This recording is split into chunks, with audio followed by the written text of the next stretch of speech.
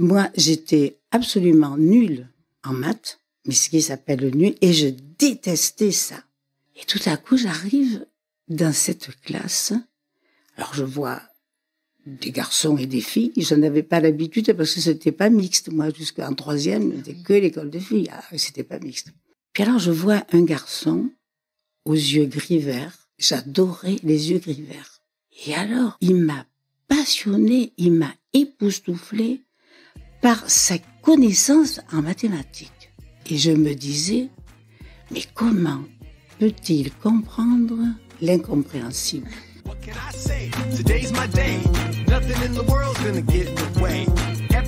Je suis MC, la rebelle en tutu, et tu écoutes Crush, le podcast qui explore la magie des premiers jours des histoires d'amour. Tous les mardis, je fais la rélovution en recevant à mon micro un ou une invitée qui me raconte à cœur ouvert la rencontre qui a un jour bouleversé sa vie. Si tu veux découvrir l'actu et les coulisses du podcast, rendez-vous sur Instagram sur le compte crush_le podcast. Pour ce premier épisode de la saison 2, je t'emmène en voyage à travers le temps en compagnie de Gisèle, 85 ans, ses souvenirs vifs, ses yeux malicieux et sa voix remplie d'émotions. Gigi nous ouvre les portes de son passé et nous transporte sur les bancs du lycée en 1948, à l'époque des surboom, du mambo, du tango et du cha-cha-cha. Elle nous dévoile l'histoire de sa rencontre avec Albert, l'homme aux yeux gris verts, moment fascinant tant il a façonné sa vie. Bienvenue dans ce nouvel épisode de Crush, Amour, toujours.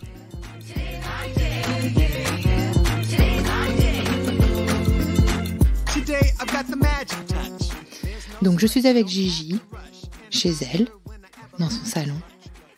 Gigi est assise en face de moi et Albert est sur le canapé, juste à côté. Et Gigi a pris des notes, donc elle a devant elle 2 fiches où elle a noté, je pense, les grandes étapes de l'histoire qu'elle va nous raconter. Ça va, Gigi ? Eh bien, ça va, oui, ça va. Ma foi, je suis heureuse de te recevoir et de te connaître. Ça fait longtemps qu'on en parle. Oui. Alors, si tu veux bien, Gigi, on va retourner au début de l'histoire, à ce moment de ta vie où tu ne connaissais pas Albert. Avant de le rencontrer, t'étais où ? Tu faisais quoi ? T'avais quel âge ? On vivait tous les deux à la Seine-sur-Mer. C'est une petite ville à côté de Toulon.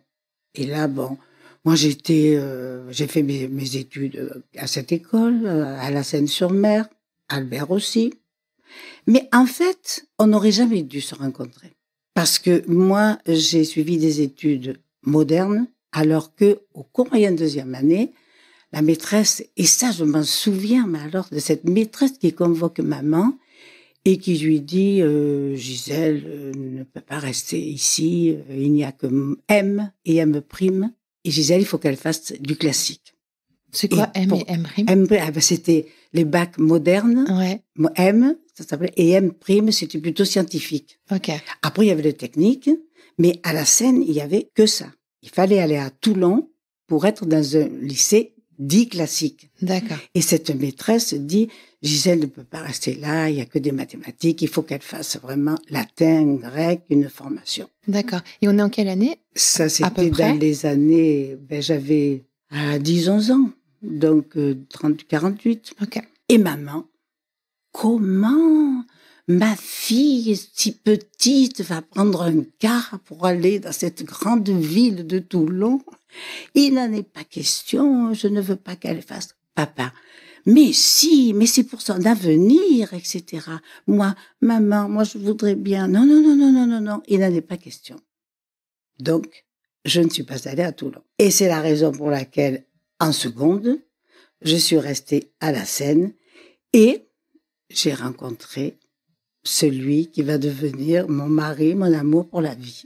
Alors, c'était en seconde.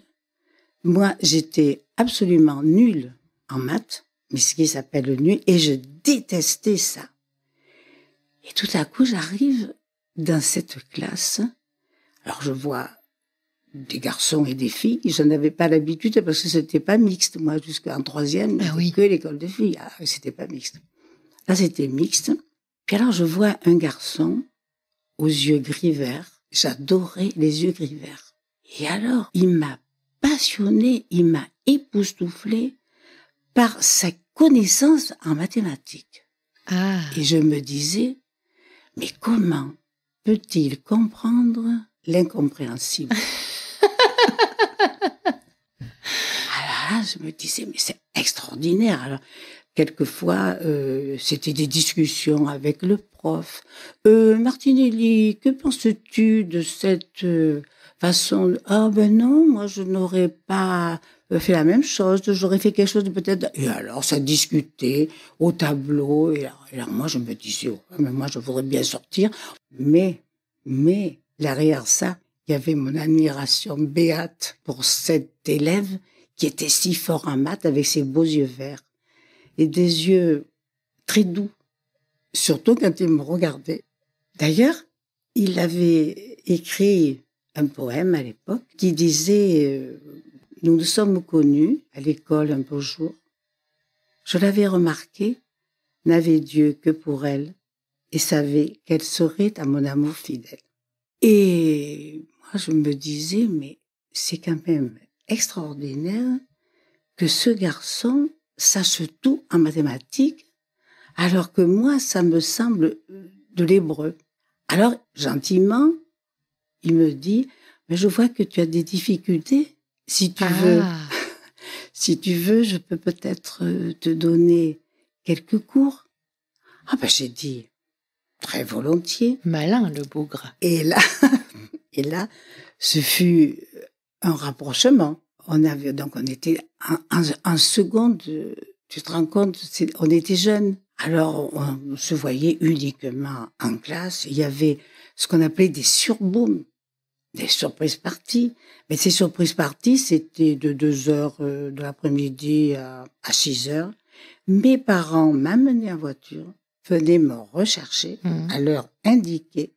On buvait du Coca-Cola, on buvait du jus d'orange, on dansait, un petit bisou par-ci, par-là. Ah, quand même. Mais c'était très chaste. Tu te souviens ce que vous dansiez? Mambo. Ouais.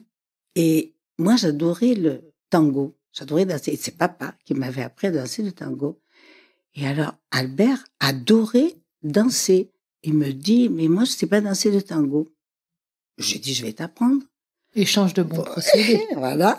Donc, je lui ai appris à danser le tango. Et j'avoue que l'élève a dépassé le maître ensuite. Oui, il est devenu très bon danseur. Ah oui, très, très bon danseur. Lui, il adorait également le cha-cha-cha. Okay. On dansait le cha-cha-cha à l'époque. C'était génial. Agréable. Voilà, alors, les années 60, c'était de belles années. Les jeunes n'avaient pas beaucoup de soucis à se faire, dans le fond, pour leur situation. Albert, il avait le choix entre 3 ou 4. Alors, attends, parce que là, on en était à te donner des cours de maths. Enfin, il t'aidait en maths. Oui. Vous faisiez des surprises parties. Oui. Vous dansiez le mambo, le cha-cha-cha et le tango. Oui. Et tu lui as appris à danser le tango. Oui. Et il y avait des petits bisous par-ci, par-là. Oui, voilà. Très chaste, toujours très chaste. Hein. Je dois dire que, oui, quand il me donnait des cours de maths, il faut avouer qu'il s'est donné quand même beaucoup de mal. Pour pas grand-chose. Les maths, c'est pas ton truc. Non, pas du tout. Je suis comme toi. Mais quand je dis qu'on n'aurait jamais dû se rencontrer, si j'avais suivi la voie que j'aurais dû suivre, j'allais à Toulon. Oui. Et à partir de la 6e, et ben, je l'aurais jamais rencontré en seconde. En seconde, à la Seine-sur-Mer.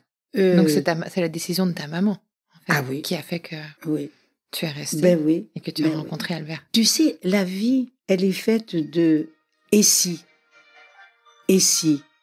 Et si. Et je ne sais pas si tu as lu le dernier livre, le Goncourt de 22, le dernier livre, qui s'appelle « Vivre vite ». Non, je ne l'ai pas lu. Tu l'as pas lu? Eh ben, et c'est ça. Son mari a un accident avec à moto. Et si il avait pris la moto? Et si, et c'était que des, et si cette moto, elle aurait dû jamais être là où elle était, etc. Et ça, c'est la vie. C'est le hasard. C'est le fait de, c'est vrai, voilà, j'aurais pas été quelle aurait été ma vie? C'est fou de l'imaginer. Quelle aurait été la sienne? On n'en sait rien. On n'aurait pas eu nos 2 garçons. Je n'aurais pas eu mes 2 petites filles que j'adore. Et puis j'en aurais eu d'autres, évidemment. Et la vie n'est faite que de hasard. Et on est, je pense, sur un chemin où c'est tracé. Bien sûr qu'on agit un peu, mais pas tellement finalement. Ah, tu crois? Ah, moi je crois, non. Est-ce que ça veut dire que c'est écrit? Oui. Tu crois? Ça, c'était une parole de maman, tu vois. Ma fille, c'était ma belle-mère, pareil. Gisèle, c'était écrit. Et je crois que c'est vrai. C'est vrai, c'était la vie tracée. Bon, c'était lui que je devais rencontrer parce que je devais rester en seconde et ne pas aller à Toulon dans ce lycée classique de jeunes filles où je suis allée quand même à philo. Parce qu'après, j'ai bifurqué. Après. Seconde, première et plaf. Ce qui fait que j'ai une formation un peu étrange. Ok. Mais bon, je suis allée en philo. Après, bon, ben, j'ai continué mes études, mais c'est vrai que j'ai pas une formation classique comme j'aurais aimé. Mais ça m'a permis de rencontrer De prendre des cours ce de maths. charmant garçon, de prendre des cours de maths qui m'ont pas servi à grand chose, mais enfin, de se mieux connaître, en tout cas. Ouais. Avec donc l'homme, le garçon aux yeux gris verts. Oui, le garçon aux yeux verts et qui avait, je disais toujours à maman, ben, comment tu vois, etc., l'homme de ta vie. Je dis, maman, moi, alors, physiquement, c'est vrai que j'avais quelque chose quand même pour les yeux gris-verts. Je sais pas pourquoi, mais c'est-à-dire dans la famille, on avait tous les yeux marrons. Peut-être que c'est ça. J'avais envie d'autre chose. Mais c'est surtout, je disais, je voudrais connaître un garçon plein d'humour. Je n'accepterai pas quelqu'un de triste, quelqu'un qui n'ait pas d'humour, quelqu'un qui ne sache pas me faire rire, m'amuser, me distraire. Et alors là, j'ai trouvé celui que j'attendais parce que il a de l'humour. Il est toujours dans le positif. Question posée. Je dis, mon Dieu, Albert, s'il te plaît, là, il y a un problème. Ah bon? Bon, as-tu une solution? Eh ben non, s'il n'y a pas de solution, t'as pas de problème. J'adore. Ça, c'est lui. Et moi, je suis altruiste, j'aime l'autre, mais je suis une optimiste pessimiste. Je dramatise beaucoup les choses. J'adore. T'as pas de solution, c'est qu'il n'y a pas de problème. Ben voilà. C'est le matheux. Je ne sais pas si je dois dire dans toute son horreur, dans toute sa splendeur. C'est une vraie philosophie de vie, en fait. Oui. Ouais. Et ça m'a beaucoup aidée parce que moi, je dramatise les choses. Et lui, il voit toujours le positif. C'est pas extraordinaire, ça? Un exemple, maintenant, à notre âge, Christophe, l'année dernière, et Fanny avaient organisé un voyage ensemble. C'est ton fils. Christophe, c'est mon fils. Et Fanny, c'est la femme de ton fils. Fanny, c'est la femme de mon fils. Qui est ma cousine, Germaine. Qui est ta cousine, voilà. Fanny me dit, oh là, Gigi, on peut partir tous ensemble, etc. Nous sommes tous partis en Martinique, tous en famille. Oui. C'est un souvenir, tous ensemble, mais extraordinaire. Mais moi, je me disais, oh là là, un projet à notre âge, mais quand même. Lui me dit, si tu ne fais pas de projet, la vie est finie. Et moi, parfois, il m'est difficile d'envisager justement l'avenir. Je me dis, oh là là, dans 3 mois, dans 6 mois, tu vois? À lui, pas du tout. Mais non, il faut faire des projets.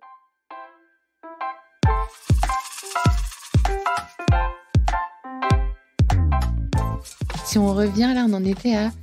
Quand tu pars, du coup, à Toulon? Oui, je pars à Toulon, lycée classique. Et là, vous êtes ensemble, de façon... Ah non, là, on est séparés. Et là, on a été... Mais est-ce que vous êtes en couple? Officiellement? Non. Oh, jamais de la vie.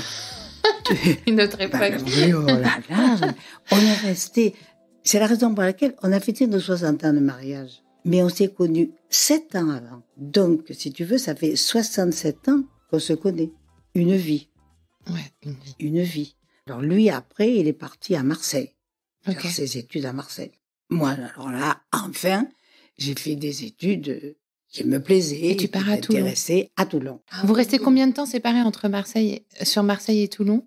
Enfin, combien de temps avant de vous retrouver? Vous vous retrouvez comment? Ah ben ça, moi j'étais chez mes parents. Oui. Et lui chez les siens. Oui, à la Seine. Alors, lui à la Seine et moi à Toulon. Mes parents, après, avaient déménagé, on était à Toulon.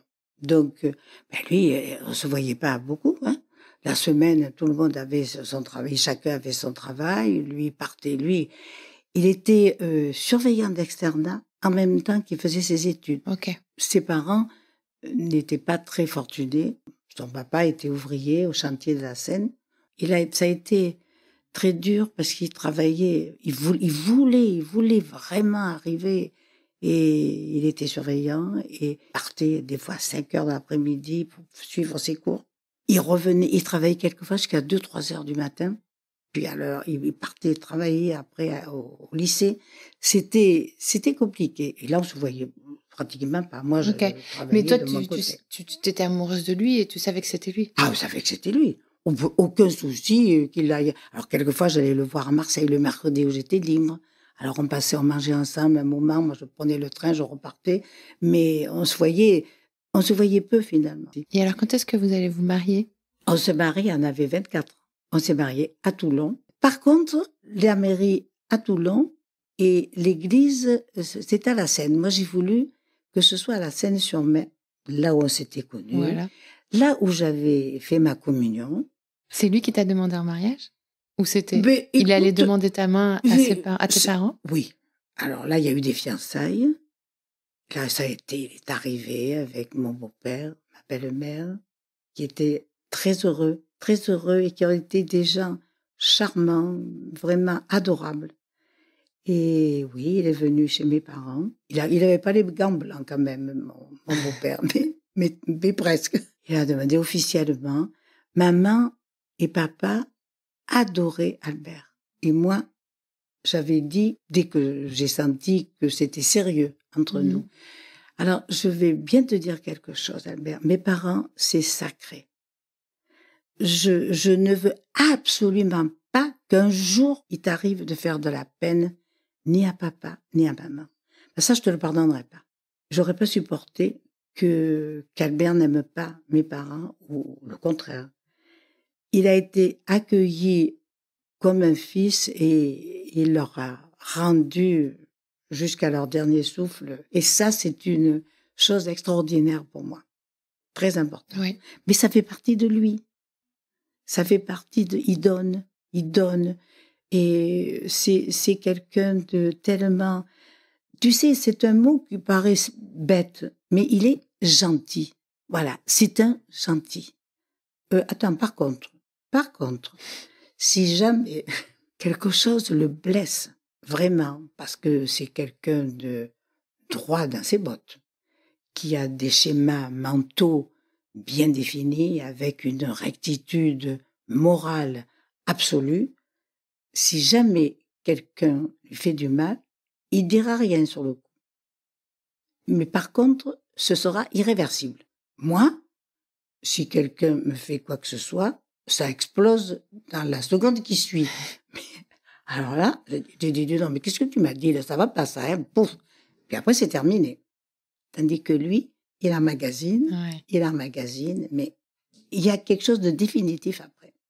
Il n'en revient pas, hein? Voilà. Et ça, c'est lui. On en était au mariage. Toute notre famille, naturellement, était là, mes frères et sœurs.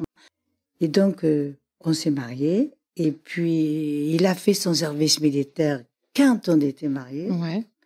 Et puis, cette proposition, donc, ça, c'est vrai, à Paris. Donc, il m'a dit, il faut... Alors, bon, je disais, quitte à partir de mon midi, de notre midi, parce que lui est aussi attaché que moi, alors c'est Paris, parce qu'il y a autre chose. Voilà. Du coup, toi, tu travailles aussi, t'arrives à être muté. Oui, je sais pas comment ça fonctionne. Alors là, je vais te dire que pour être muté, ça a été facile, hein, parce que quelqu'un de Paris voulait venir sur Toulon. Il n'y a jamais de poste à Toulon. Hein. Ouais. Là, hein, oui. Elle était ravie de sauter sur l'occasion. Et moi, j'ai pris son poste et a choisi le roi. Et quand est-ce que vont arriver les enfants? Rapidement après votre mariage? Ici, toujours avec mon angoisse, je ne voulais pas d'enfant.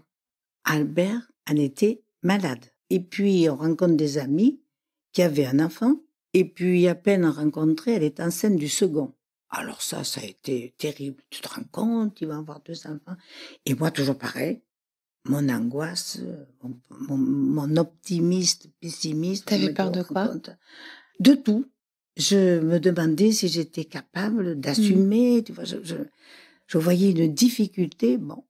Et puis, on a eu notre Stéphane. Et puis, après, 16 mois après, on a eu Christophe. Ah, 16 mois après la naissance? 16 mois après. Ah ouais. Donc, tu vois, voilà. Oh, donc, rapidement. Très rapidement.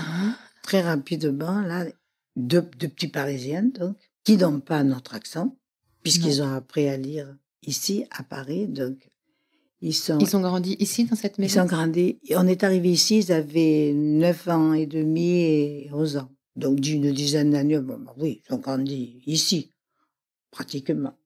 Ils en ont bien profité, les enfants étaient ravis d'être ici. Hein. Alors, de ce fait, on a vendu notre petite maison en Normandie. Oui. Je ne trouvais pas... Mais vous aviez celle de Bandol. Mais on allait à Bandol chez mes parents. Ouais. Et le chalet. Le chalet. Le chalet qui a été construit en 74. Et alors, on disait, est-ce qu'on va le garder? Parce qu'on n'en profite pas tellement.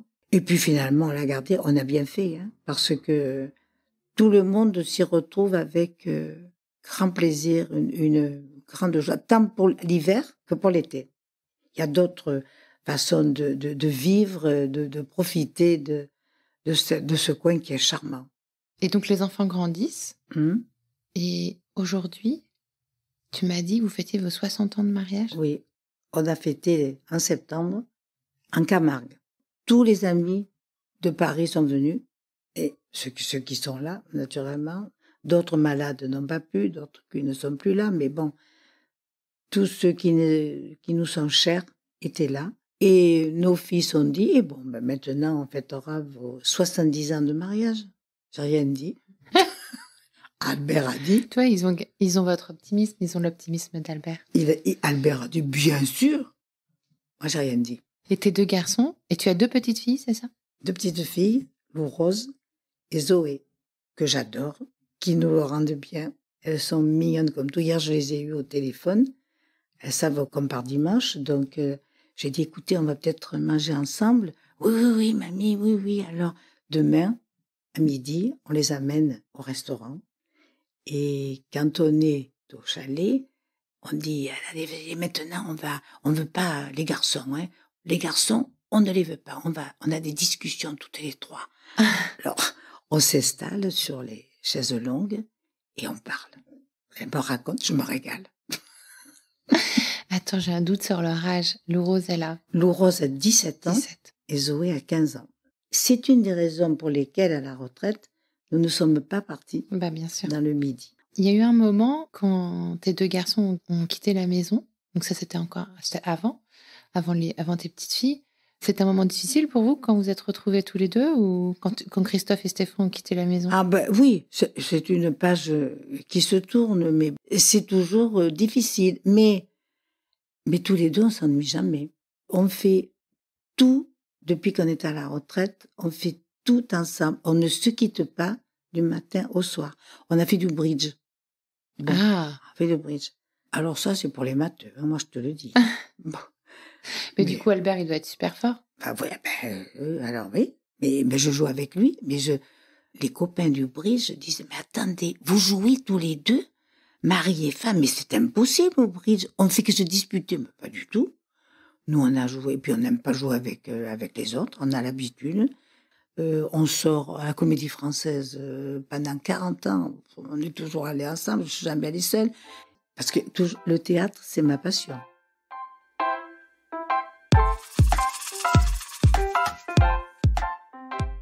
Et alors, Gigi, qu'est-ce que tu dirais? Là, donc vous avez fêté vos 60 ans de mariage. La question que je pose d'habitude à mes invités, c'est ta rencontre avec Albert, est-ce qu'elle a changé ta vision de la vie? Qu'est-ce qu'elle t'a apporté à toi dans ta vie? Eh bien, oui, puisque ne serait-ce que par le caractère de mon mari. Ce caractère, si j'avais été avec quelqu'un de pessimiste, mais je crois qu'on serait resté couché avec le drap sur la tête de toute façon. Là, il m'a appris à ouvrir les yeux de façon... Mais alors que c'est drôle, parce que je suis une optimiste dans mon genre. J'aime tellement l'autre, j'aime m'amuser, j'aime rire, j'aime raconter des histoires, surtout en famille, on est habitué comme ça depuis toujours. Mais j'ai ce côté noir dans ma tête qui fait que j'ai du mal quelquefois. Et lui, alors là, il m'a fait une vie en rose. Il m'a fait une vie en rose. Je pourrais chanter, quand il me prend dans ses bras, tu vois, je pourrais chanter la vie en rose avec lui. Il m'a fait la vie en rose. Tu veux chanter? Non. Mais c'est vrai. Je ne peux pas envisager, tu vois, un jour sans lui. Et lui, c'est pareil. Les yeux qui brillent. Ce qui est drôle, c'est que Albert nous entend. Je ne sais pas s'il nous écoute. Parce qu'il est dans son monde, là. Parce qu'il absolument pas. Il est dans son monde. Parce que Albert est assis. S'il fait du bridge, mais il ne peut pas t'entendre. Absolument pas. Je suis sûre qu'il n'a rien entendu de ce qu'on a dit. Il est surconcentré. C'est un pouvoir de concentration que je n'ai jamais vu sur quelqu'un. Moi, il m'a ahuri. Parce que du coup, on a enregistré tout cet entretien-là avec Albert dans le salon à côté. Effectivement, il n'a pas l'air d'avoir écouté ce que tu as raconté. Pas du tout. J'espère que du coup, ça lui fera plaisir de t'écouter parce qu'il y a tant d'amour dans ce que tu as raconté pour lui. Mais merci. Mais merci à toi, Charlotte. Je suis super contente. J'avais vraiment envie qu'on fasse ça depuis longtemps. Mais tu sais, c'était difficile à caser, hein. Parce que vous avez une vie tellement mouvementée. Puis alors, Albert, là, il a eu un problème au genou. Il a fallu qu'il y ait une petite intervention chirurgicale, tu vois. Alors, tu vois, moi, cette intervention chirurgicale, tu vois un peu le monde que je... Mais non, Albert a eu un cancer de la prostate. Quand il est revenu, souriant, j'ai dit, c'est pas ça, c'est pas ce qu'on craignait. Il est venu vers moi, il m'a dit, alors c'est pas grave, ne t'inquiète pas, j'ai un cancer de la prostate. Mais ce n'est pas grave, t'inquiète pas, voilà. Avec le sourire. On devait partir en Guadeloupe avec des amis pendant 1 mois. Et il a demandé au médecin, est-ce que je dois me faire opérer tout de suite ou bien j'avais prévu ce voyage. Le docteur lui a dit, non, partez, faites votre voyage. Et au retour, par contre, on prend rendez-vous, vous serez opéré dès le retour. On est parti en Guadeloupe. Il a plongé, il a nagé, il s'est amusé avec nos amis qui me disaient, Gisèle, et comment il fait? Je ne sais pas. Et moi, j'ai passé 1 mois agréable en Guadeloupe, au lieu de me morfondre à dire il va être opéré. Il est revenu, il m'a dit, maintenant je rentre à l'hôpital, etc. Et on l'a opéré. Voilà, Albert. Comment veux-tu qu'avec ça, je n'arrive pas à me décontracter, moi qui suis si contractée. Un autre exemple, j'en aurais 50 d'exemples. On pourrait rester des heures. Et ça me touche beaucoup ce que tu dis de sa vision de la vie, parce que je crois que j'ai un amoureux qui est exactement comme Albert.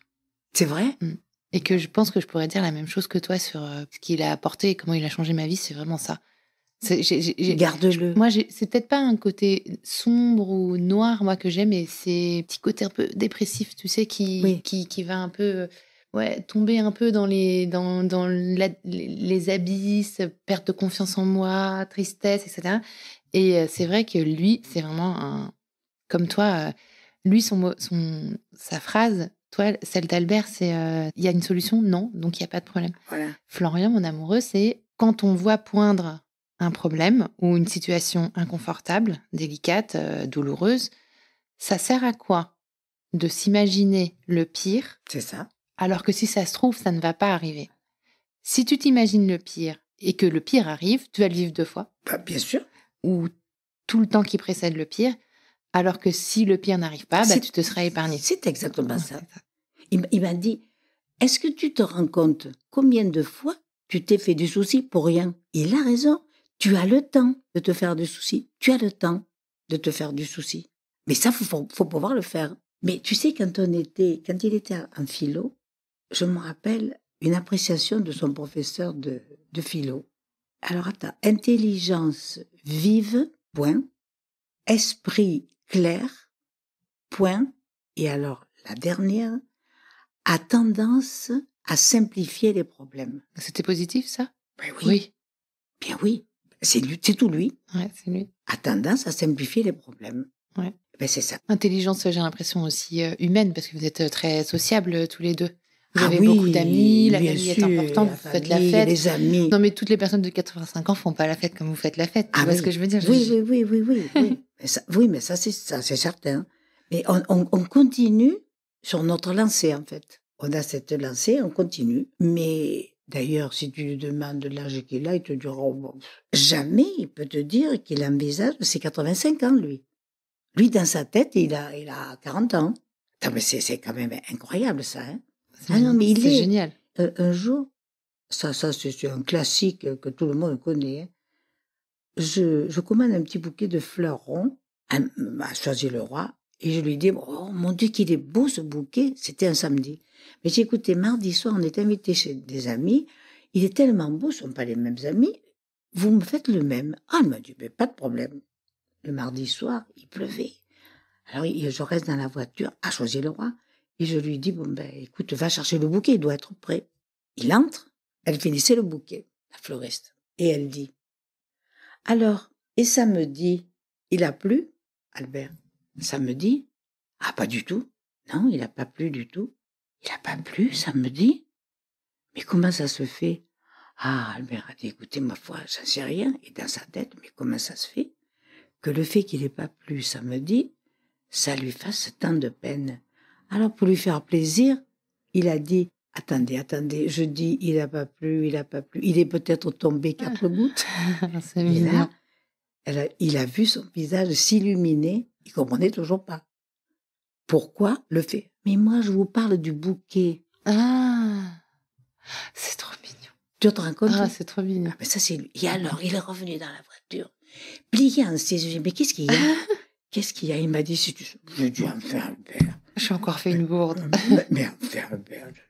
Ah, ben écoute, moi, je... Tu vois?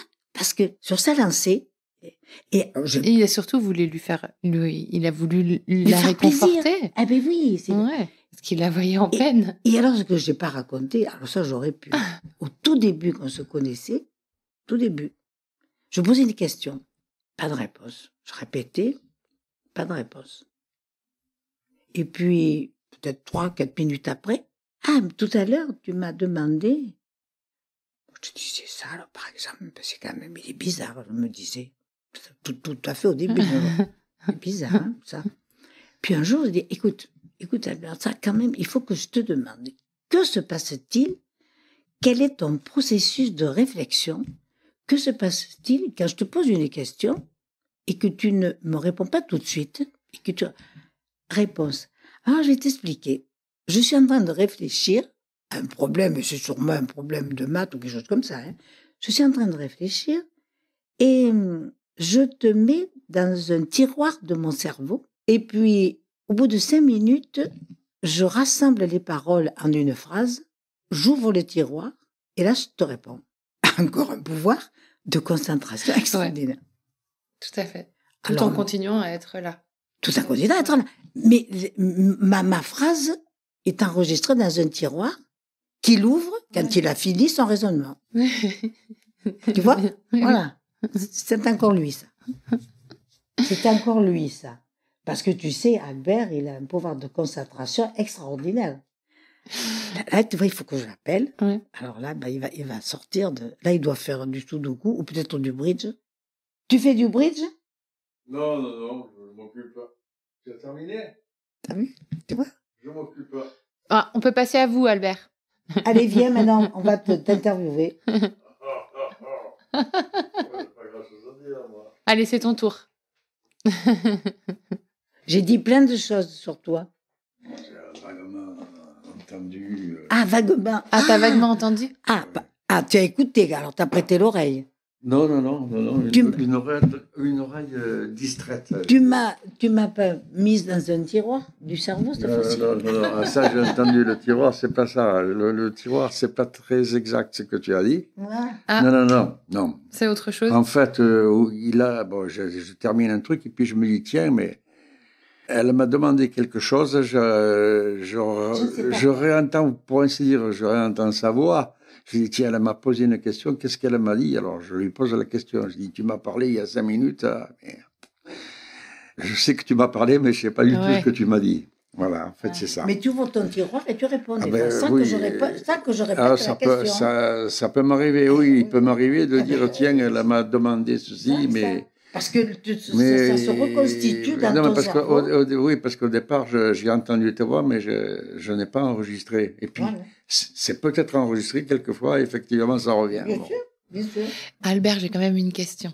Oui. Parce que Gigi m'a raconté comment elle te voyait quand vous étiez au collège ensemble, c'est ça? Oui.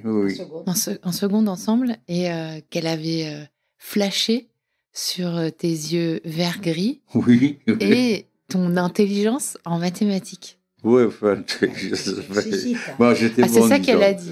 J'étais bon, mais enfin, disons que. T'as quand même eu le prix d'excellence. Non, mais j'ai eu le premier prix aussi. Oui, non, il n'y a pas de.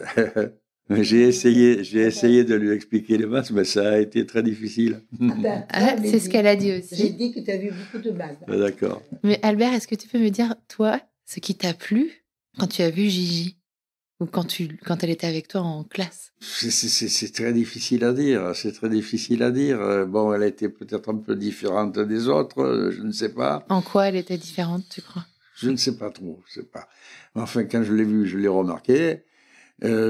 Puis après, on a discuté, on est allé, enfin, je sais pas, ça s'est fait peut-être beau. On a quand même mis quelques mois. On est allé, bon, il y avait des surprises parties, on allait en surprise party.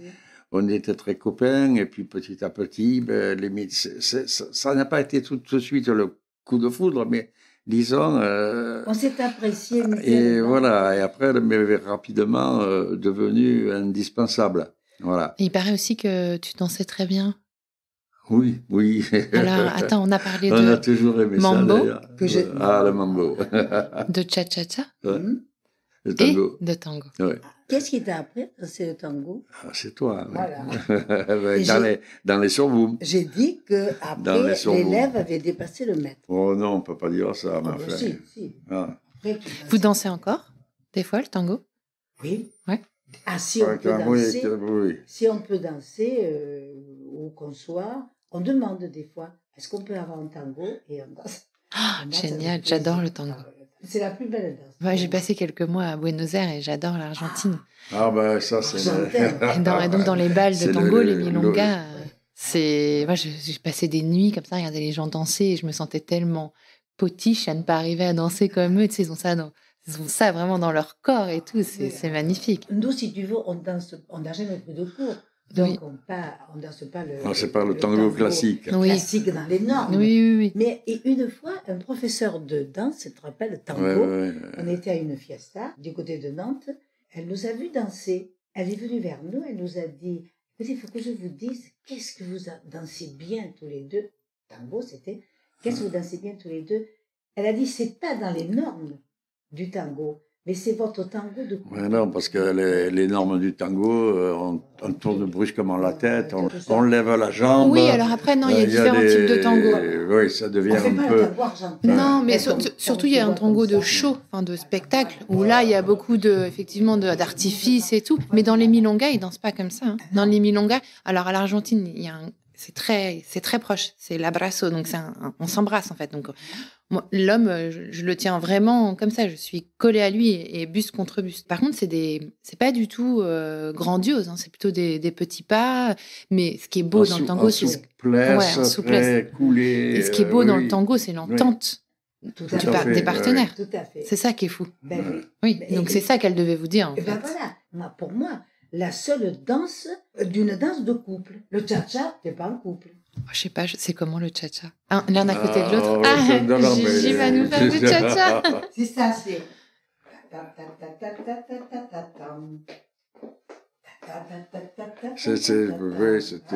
Ouais. Et le partenaire est en face? Oui, il fait l'inverse. Il répond. Voilà. Moi, c'est comme toutes les danses modernes. Aujourd'hui, les gens... danse très séparée, quoi. Oh non, mis à part la lambada ou... il y a toutes les danses latines aussi, la salsa.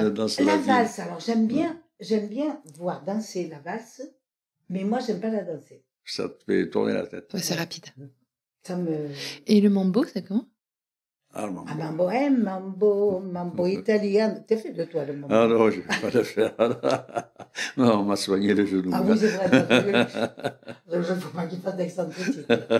Mais le mambo, c'était mambo numéro 8, mambo numéro 5. Pérez Prado, Pantaleon, Pérez Prado. Et c'était... Voilà. Et 60 ans de mariage. Oui. 61 maintenant. Merci d'avoir écouté cet épisode. Je compte sur toi pour aller mettre 5 étoiles et un commentaire sur ta plateforme d'écoute favorite, notamment Apple Podcast.